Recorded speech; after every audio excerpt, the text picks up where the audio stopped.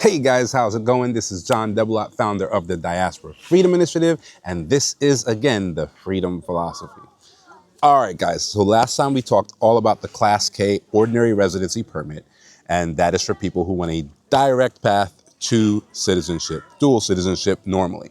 Now we're talking about the Class G permit, which is an investor's permit, right?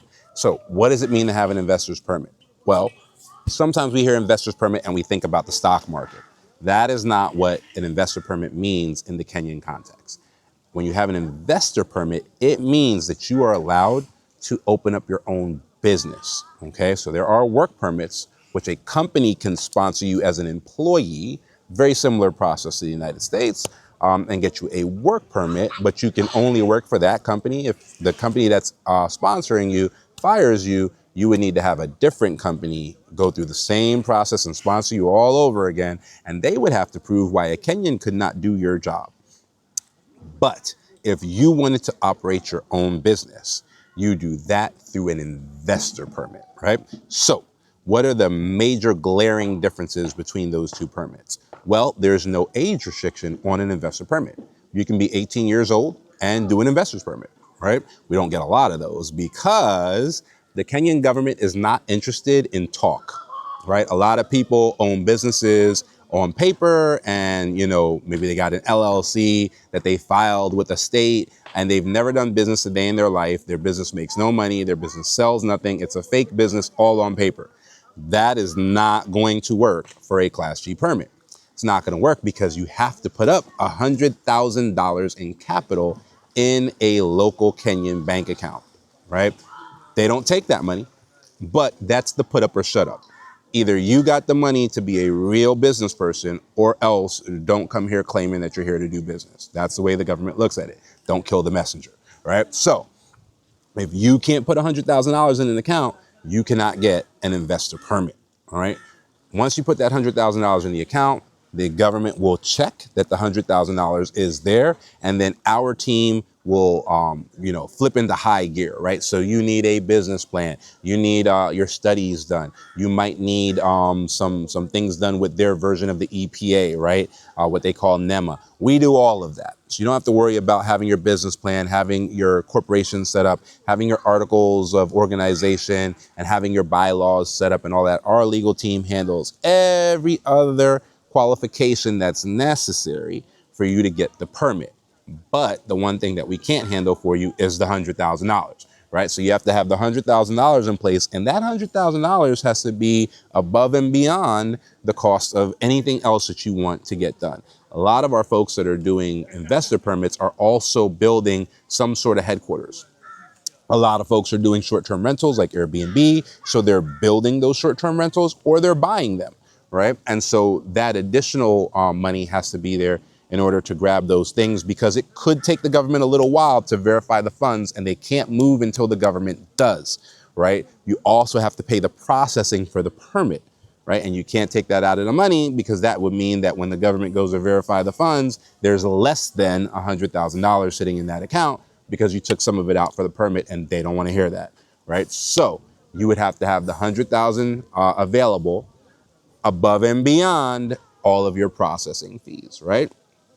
Also, a Class G permit isn't a direct path to dual citizenship. Like I said in the last episode, there are only 3 mainstream ways, and then there's some special exceptions. So what this would lead you to is permanent residency.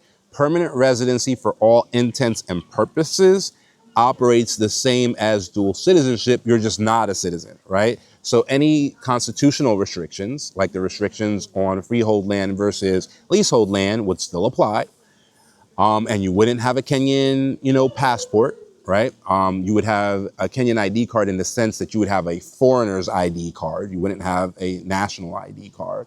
And you would have access to all government services just like a Kenyan, okay? As a permanent resident, you would be able to work. So there's that, right? So most of your restrictions are relieved, but not all of them. And it's primarily the constitutional restrictions that remain because you're not a Kenyan, right? You're just a permanent resident. It's like having a green card in the United States. You're not a U.S. citizen. You're just a permanent resident, okay? So that's where Class G takes you. You can, of course, apply for dual citizenship once you've been here for 7 years. Okay.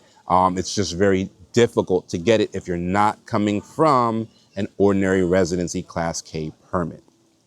Way more um, uh, way more streamlined, quite frankly, to get it from Class K than any other classification out there. Okay. But if you do a lot of great work, sometimes they'll say, okay, you impacted enough Kenyan lives in a very positive way that, maybe we will go ahead and grant you the dual citizenship. So you're always able to make the application, but there's never a guarantee. No government on the planet guarantees anybody other than bloodline descendants. So if your parents were, citizens, that's a different story. But other than bloodline descendants, no government on the planet guarantees non-citizens the ability to become citizens. They might guarantee you a right of applying, but they're not going to guarantee that you have a right to now come there and claim to be one of them, essentially, right? So that is the way that works. Other than that, it is pretty straightforward. There are less restrictions than there would be for most other permits because you have that put up or shut up requirement where it's put the money up or we're not even going to have this discussion, essentially, right? So there's no way around that. That is the number one hard requirement for that permit, is that you have to have $100,000 that you place in a bank account in Kenya. Now, depending on what you're doing, the $100,000 doesn't always need to be cash. So if you're doing a private public partnership, right? Let's say you're doing something grand, you're like a nuclear power plant that's going to benefit the entire country, and you're doing a partnership with the Kenyan government.